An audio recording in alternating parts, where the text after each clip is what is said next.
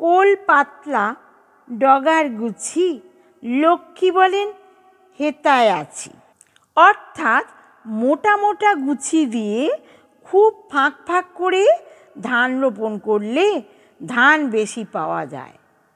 আউশের চাষ লাগে 3 মাস, অর্থাৎ রোপণের 3 মাসের মধ্যে আউশ ধান ঘরে তোলা হয়। আষাঢ়ে কারান নামকে, শ্রাবণে কারান ধানকে, ভাদ্রে কারান শীষকে, আশ্বিনে কারান কিসকে। অর্থাৎ আবাদের যোগ্য সময়কে কারান বলে। বৃষ্টিপাত হলে ভূমিতে কারানে পড়ে। আষাঢ়ে কারান হলে জমিতে ভালো ধান হয় না। শ্রাবণে কারান হলে প্রচুর ধান ফলে। ভাদ্রে কারান হলে শীষমাত্র সার হয়।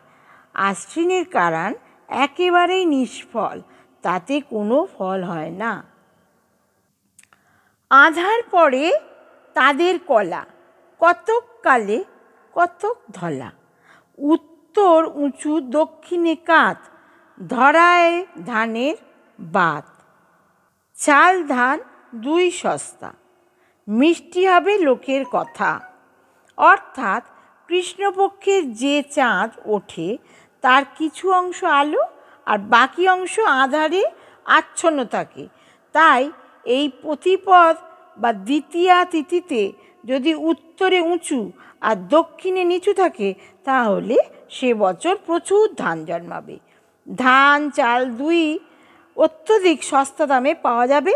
প্রচুর শস্য পেয়ে মানুষের আচার ব্যবহার মিষ্টি হবে।